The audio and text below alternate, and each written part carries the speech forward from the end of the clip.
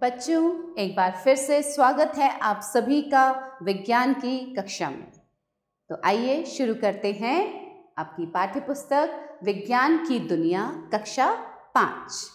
तो आज हम पाठ जो पढ़ने वाले हैं वो है पाठ 7, सरल मशीनें। हम मशीनों के बारे में पढ़ रहे हैं, साधारण मशीनों के बारे में पढ़ेंगे। तो उसमें आती हैं सरल मशीनें। कौन सी होती हैं ये सरल मशीनें? परिचय किसके बारे में पढ़ेंगे आज हम? मशीनों के बारे में। मशीनें और सरल मशीनें। मशीन या तंत्र वे युक्तियां हैं जो हमें कम परिश्रम में अधिक काम करने में मदद करती हैं। मशीनें सरल या जटिल हो सकती हैं। साधारण मशीनों में कम भाग होते हैं और इनसे कार्य करने के लिए मनुष्य को कम ताकत की आवश्यकता होती है। जटिल मशीनों के बहुत से भाग होते हैं और इसमें एक या दो साधारण मशीनें एक साथ कार्य करती हैं। इनमें मुख्यतः विद्युत ऊर्जा या ईंधन का प्रयोग होता है। तो सबसे पहले तो हम ये समझें कि मशीनें होती क्या हैं। मशीनें वो तंत्र हैं, वो यंत्र होते हैं या युक्तियां होती हैं जिनसे कि हम परिश्रम तो हमें कम करना पड़ता है परंतु कार्य अधिक हो जाता है। और मशीनें साधारण भी होती हैं, जटिल भी होती हैं। जो साधारण मशीनें हैं उनके कम भाग होते हैं और जो जटिल मशीनें हैं उनमें बहुत सारे भाग होते हैं। तो अब पढ़ते हैं हम सरल मशीनें। अपने दैनिक का जीवन में हम साधारण यंत्रों जैसे पेच कसने का यंत्र, प्लास, कैंची, चाकू आदि का प्रयोग अपने कार्य को आसान बनाने के लिए करते हैं। वास्तव में ये यंत्र सरल मशीनें होती हैं। जब इनके सही बिंदु पर बल लगाया जाता है तो ये हमारे काम को तेज और आसान बनाती हैं।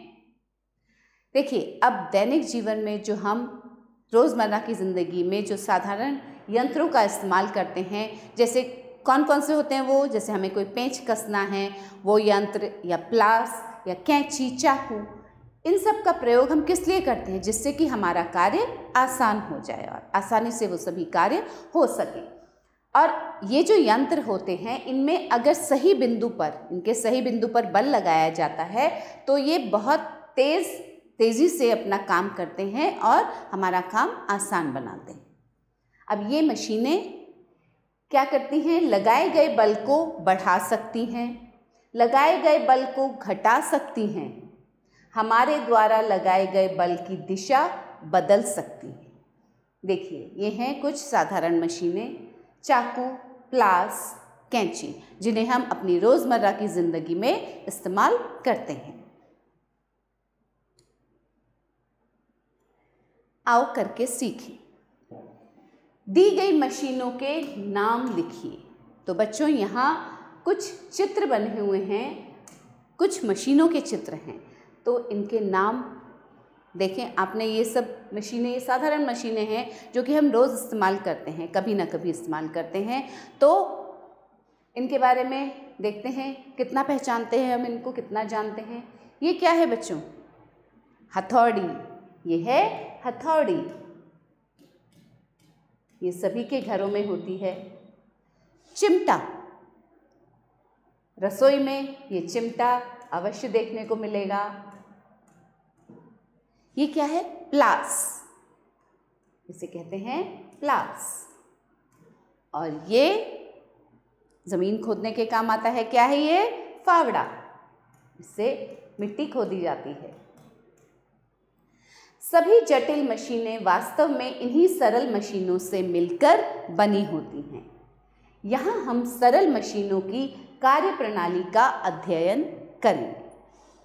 जो जटिल मशीनें भी होती हैं ना, वो सरल मशीनों से मिलकर ही बनती हैं। और यहाँ हम क्या अभी अध्ययन करने वाले हैं? सरल मशीनों की कार्यप्रणाली क्या होती है, कैसे कार्य करते हैं वो। सरल मशीनें निम्न प्रकार की होती हैं: उत्तोलक, पहिया एवं धुरी, घिरनी, नट समतल, फन्नी, पेंच, गियर। ठीक है, ये हैं कुछ सरल मशीनों के प्रकार। तो अब इन सरल मशीनों के जो प्रकार अभी हमने पढ़े, तो इनके बारे में हम विस्तार से पढ़ते हैं। तो पहला आता है उत्तोलक। क्या है ये उत्तोलक? उत्तोलक लकड़ी या धातु का ऐसा दंड है जो किसी एक स्थिर बिंदु पर गति कर सकता है। उत्तोलक की सहायता से हम कम बल लगाकर भारी बोझ उठा सकते हैं। उत्तोलक का प्रयोग कम बल के प्रभाव को बदलने या बढ़ाने के लिए होता है। देखिए, जो उत्तोलक क्या है, एक लकड़ी या किसी धातु का बना हुआ होता है वो, और उसका एक स्थिर बिंदु पर जो गति होती है उससे वो कार्य करता है। अब इसकी सहायता से क्या कर सकते हैं हम? बल के प्रयोग से, उत्तोलक की सहायता से भारी बोझ को उठा सकते हैं। तो अब देखते हैं उत्तोलक के कुछ उदाहरण। सीसॉ, पेंच निकालने वाली हथौड़ी, बोतल खोलने वाली चाबी, चिमटा आदि विभिन्न प्रकार के उत्तोलक हैं।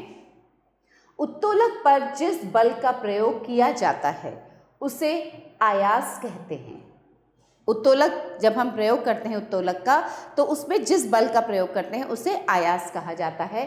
जिस बोझ को उठाने की कोशिश करते हैं उसे भार कहते हैं, और उत्तोलक का वह बिंदु जो स्थिर रहता है उसे आलंब कहते हैं। ठीक है बच्चों, आयास, भार और आलंब की स्थिति के आधार पर उत्तोलकों को 3 वर्गों में बांटा जा सकता है। प्रथम वर्ग क्या है? अब आयास, भार और आलंब के आधार पे 3 वर्ग कौन कौन से हैं? प्रथम वर्ग, इस वर्ग के उत्तोलकों में आलंब की स्थिति आयास और भार के मध्य में होती है। एक तरफ आयास होता है, एक तरफ भार होता है, और बीच का जो हिस्सा होता है वो होता है आलंब का। अब इसके उदाहरण कौन से हैं? कैंची, सीसॉ, तराजू, कील निकालने की हथौड़ी और प्लायर इसी वर्ग के उत्तोलक हैं। अब बच्चों, एक ज्ञानवर्धक तथ्य, उत्तोलक का सिद्धांत आर्किमिडीज द्वारा खोजा गया था। अब हम पढ़ते हैं द्वितीय वर्ग। इस वर्ग के उत्तोलकों में भार की स्थिति आयास और आलंब के मध्य में होती है। एक तरफ आयास, एक तरफ आलंब, और बीच में होता है भार। बोतल खोलने वाली चाबी, एक पहिए वाली गाड़ी, अखरोट तोड़ने वाला यंत्र इस वर्ग के उत्तोलक हैं। अब पढ़ते हैं तृतीय वर्ग। इस वर्ग के उत्तोलकों में आयास की स्थिति भार और आलंब के मध्य में होती है। एक तरफ भार होता है, एक तरफ आलंब होता है, और बीच में होता है आयास। स्टेपलर, चिमटी, मछली पकड़ने का कांटा, मनुष्य की भुजा इस वर्ग के उत्तोलक हैं। ये देखिए है चिमटा, मनुष्य का हाथ, पंचिंग मशीन जिसे कि स्टेपलर भी कहते हैं। स्टेपलर भी होता है और पंचिंग मशीन भी होता है। पंचिंग मशीन होल्स बनाता है, जो छेद होते हैं, अगर छेद करने होते हैं किसी फाइल में तो वो हम पंचिंग मशीन से करते हैं, और स्टेपलर से हम स्टेपल करते हैं। अब आता है पहिया एवं धुरी। पहिया एवं धुरी। धुरी कम व्यास का एक लंबा पहिया है जो अधिक व्यास के पहिए के बीचों बीच से गुजरता है। दोनों पहिए आपस में कसकर जुड़े रहते हैं। अब धुरी क्या है? ये कम व्यास होता है, धुरी का कम व्यास का एक लंबा पहिया होता है, और जो कि अधिक व्यास के जो पहिए होते हैं उसके बीचों बीच से गुजरता है। देखिए, साइकिल का पहिया और धुरी, कुएं पर बेलन चरखा, कार का स्टीयरिंग व्हील। कुएं से जल निकालने के यंत्रों में घिरनी के स्थान पर बेलन चरखा लगा होता है। इसमें बेलन, जो कि धुरी है, के एक सिरे पर हैंडल लगा होता है। हैंडल को घुमाने से चरखे, जिसे कि पहिया कहते हैं, पर रस्सी लिपटती जाती है तथा रस्सी बंधी जल की बाल्टी ऊपर उठती जाती है। यदि पहिए का व्यास धुरी के व्यास से 4 गुना है तो जल के भार से केवल 1/4 बल, जिसे आयास कहा जाता है, ही लगाना पड़ेगा।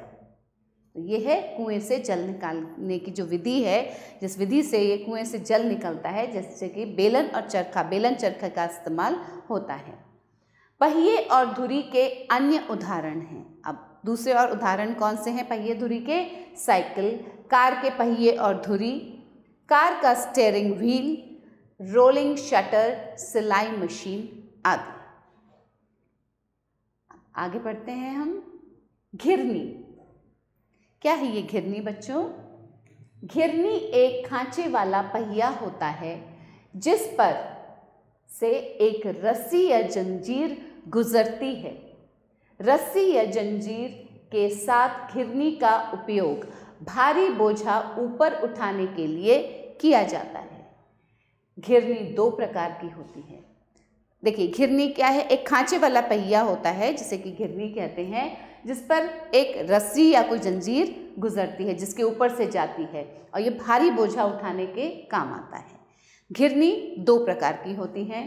स्थिर घिरनी, पहला है स्थिर घिरनी। इसमें भार उठाने के साथ घिरनी ऊपर नहीं उठती, वरन अपनी जगह पर ही स्थित रहती है। इस प्रकार की घिरनी का प्रयोग कुएं से पानी खींचने में होता है। अब स्थिर घिरनी जो होती है, जो कि कुएं से पानी खींचने के लिए इस्तेमाल की जाती है, उसमें क्या होता है? भार जब ऊपर उठता है तो उसके साथ घिरनी ऊपर नहीं उठती है, वो अपनी जगह पर स्थिर रहती है। अब दूसरे प्रकार की घिरनी क्या होती है? वो है गतिशील घिरनी। जब भार के साथ साथ घिरनी भी ऊपर उठती है तब यह घिरनी गतिशील कहलाती है। इस प्रकार की घिरनियाँ भारी बोझ उठाने या रेलवे यार्ड में क्रेनों में प्रयुक्त होती देखी जा सकती है। ठीक है बच्चों। अब आता है नत समतल। झुका हुआ तल एक साधारण मशीन है जिसमें सामान्य ढाल होता है जो किसी भार को निचले तल से ऊपरी तल पर आसानी से ले जाने में मदद करता है। देखिए, नत समतल मतलब झुका हुआ तल। ये क्या होता है? एक बहुत साधारण सी मशीन होती है जिसमें कि ढाल बना हुआ होता है, जिसमें अगर भार को रखा जाए तो निचले तल से ऊपरी तल पर उठाने में उसमें मदद मिलती है। घुमावदार सड़कों से किसी पर्वत पर चढ़ना सीधे चढ़ने से आसान होता है। यद्यपि इसमें दूरी व समय अधिक, लेकिन परिश्रम बहुत कम लगता है। भारी तल के बैरलों को लकड़ी के तख्तों की सहायता से ट्रकों में लादा जाता है। अस्पताल का ढलवा रास्ता, कुंडलीदार सीढ़ियाँ आदि झुके हुए तल के उदाहरण हैं। देखिए कैसे इस बैरल की सहायता से चढ़ा रहा है ये भारी बोझ। अब आती है फन्नी। तो आइए पढ़ते हैं फन्नी के बारे में। फन्नी एक अन्य सरल मशीन है। ये भी एक बहुत सरल मशीन है। फन्नी मुख्यतः किसी सख्त धातु जैसे लोहे आदि की बनी होती है। यह 2 नत समतलों के आधारों को जोड़ने से बनती है। इसका आकार अंग्रेजी के वी अक्षर के समान होता है। फन्नी की धार बहुत पैनी होती है। देखिए यह है फन्नी, कुल्हाड़ी, चाकू। फन्नी का उपयोग पेंच के विपरीत 2 जुड़ी वस्तुओं को अलग करने अथवा वस्तुओं को छोटे छोटे टुकड़ों में तोड़ने के लिए किया जाता है। अब फन्नी का उपयोग किस लिए किया जाता है? पेंच के विपरीत होता है इसका कार्य। पेंच से तो जोड़ा जाता है, 2 चीज़ों को जोड़ा जाता है, लेकिन इससे 2 जुड़ी हुई वस्तुओं को अलग किया जाता है फन्नी से। लकड़ी काटने वाला व्यक्ति फन्नी के धार वाले सिरे को लकड़ी के ऊपर रखकर ऊपरी चौड़े सिरे पर हथौड़े से चोट मारता है। चोट के प्रभाव से फन्नी नीचे लकड़ी में थोड़ा धंसती है, किंतु अपनी धार एवं आकार के कारण यह लकड़ी को फाड़ती जाती है। कुल्हाड़ी, चाकू, छेनी आदि फन्नी के ही रूप हैं। किसानों द्वारा खेतों में प्रयोग किए जाने वाला हल भी फन्नी का ही एक उदाहरण है। ये धारदार होता है, धार होती है, इसके चौड़े हिस्से में जो होती है वो धार होती है। अब हम पढ़ते हैं पेंच। छड़ या दंड के चारों ओर गोलाई में बना हुआ नत समतल ही पेंच होता है। पेंच का अधिकतर उपयोग दो वस्तुओं को एक साथ जकड़ने के लिए किया जाता है। पेंच से क्या होता है? दो वस्तुओं को एक साथ जकड़ा जाता है, पकड़ा जाता है। पेंच द्वारा भार उठाने का यंत्र या स्क्रू जैक,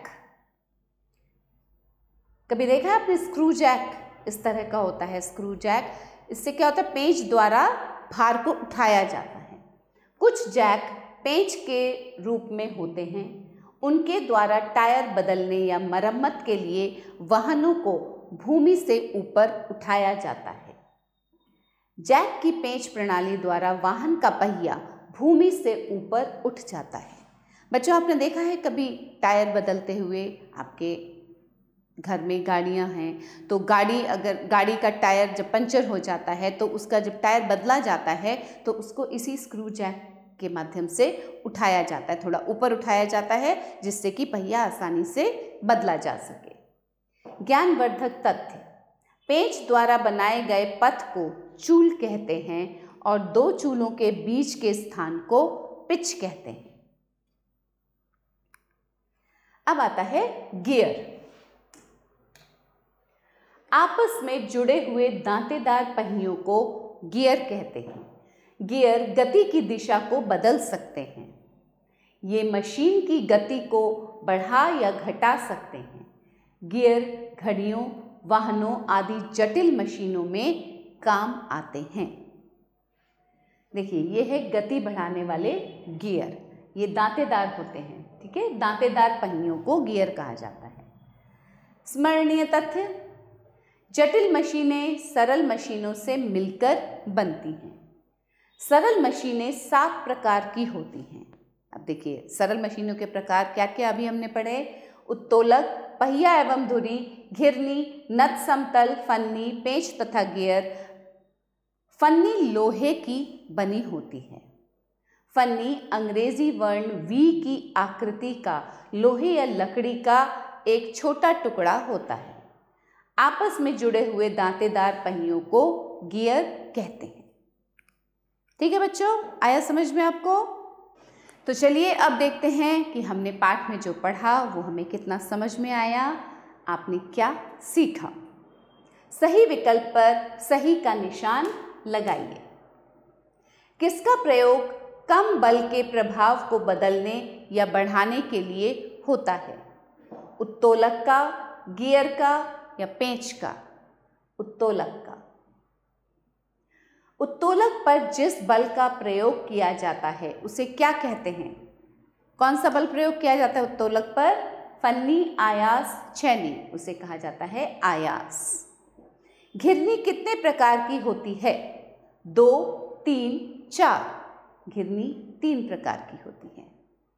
आपस में जुड़े हुए दांतेदार पहियों को कहते हैं व्यास, गियर, बेलन, उसे कहते हैं गियर। सही वाक्यों के सामने सही तथा गलत वाक्यों के सामने गलत का निशान लगाइए। जटिल मशीनों के बहुत से भाग होते हैं। जी हाँ, ये सही है, सही का निशान। उत्तोलक का प्रयोग कम बल के प्रभाव को बदलने या बढ़ाने के लिए होता है, ये भी सही है। धुरी अधिक व्यास का एक छोटा पहिया है, नहीं, ये गलत है। फन्नी का आकार अंग्रेजी के एन अक्षर के समान होता है। नहीं, ये भी गलत है। आपस में जुड़े हुए दांतेदार पहियों को गियर कहते हैं। जी हाँ, ये सही है। रिक्त स्थानों की पूर्ति कीजिए। उत्तोलक का वह बिंदु जो स्थिर रहता है उसे कहते हैं, क्या कहते हैं? जो बिंदु स्थिर रहता है उसे धुरी कहते हैं। क्या कहते हैं उसे? धुरी। घिरनी एक वाला पहिया होता है। घिरनी एक खांचे वाला पहिया होता है। यहां लिखेंगे हम खांचे। फन्नी दो के आधारों को जोड़ने से बनती है। दो नत समतलों के आधार को जोड़ने से बनती है। नत समतलों के आधारों को जोड़ने से बनती है। मनुष्य की भुजा का उत्तोलक है। किसका उत्तोलक है? कौन से वर्ग का है? तृतीय वर्ग का उत्तोलक है। तृतीय वर्ग का उत्तोलक है। सरल मशीनें, तो इसके उदाहरण हैं कैंची, जो हम रोज इस्तेमाल करते हैं, कैंची, चाकू और प्लास। तो अब फन्नी के उदाहरण। फन्नी के उदाहरण हैं कुल्हाड़ी, कुल्हाड़ी, चाकू और छेनी, जिनमें धार होती है। ठीक है, आगे चलते हैं। पहिया तथा धुरी। पहिया तथा धुरी में साइकिल, साइकिल का पहिया और किसका पहिया? कार का पहिया, कार का पहिया और सिलाई मशीन, सिलाई मशीन। ठीक है बच्चों। स्थिर घिरनी। स्थिर घिरनी खिड़की के पर्दे, खिड़की के पर्दे। फिर आएगा दूसरा है लिफ्ट में वजन उठाने के लिए, लिफ्ट में वजन उठाने के लिए, और बोट में पाल उठाने के लिए। बोट में जो पाल लगाते हैं उसको उठाने के लिए भी स्थिर घिरनी का ही प्रयोग होता है। बोट में पाल उठाने के लिए। अब आता है नत समतल। नत समतल तिरछी दीवार पर रखी हुई वस्तु, तिरछी दीवार, और फिर पुली के माध्यम से किसी वस्तु को उठाना, पुली के माध्यम से वस्तु उठाना। और एक और उदाहरण झूला। चलिए बच्चों, अब कुछ प्रश्नों के उत्तर देते हैं। निम्नलिखित प्रश्नों के उत्तर लिखिए। तो अभी आपने ये पूरा पाठ पढ़ा है, आपको बहुत अच्छे से समझ आया होगा। तो अब ये उत्तर आप स्वयं देंगे। तो आइए पढ़ते हैं इन प्रश्नों को। मशीन किसे कहते हैं? ये कितने प्रकार की होती हैं? किन्हीं 4 सरल मशीनों के नाम लिखिए। अभी हमने इतने सारे मशीनों के नाम लिखे हैं। उत्तोलक कितने प्रकार के होते हैं? प्रत्येक के 2-2 उदाहरण दीजिए। बहुत भारी बोझ को उठाने के लिए स्थिर एवं चल घिरनी में से कौन सा अधिक उपयोगी है एवं क्यों? नत समतल क्या है? यह किस प्रकार उपयोगी होता है? और फन्नी का क्या कार्य है? तो बच्चों, ये था इस पाठ में मशीनों के बारे में, सरल मशीनों के बारे में जो हमने पढ़ा। आशा करती हूँ आप सभी को समझ आया होगा। फिर से मिलेंगे एक नए पाठ के साथ। आभार।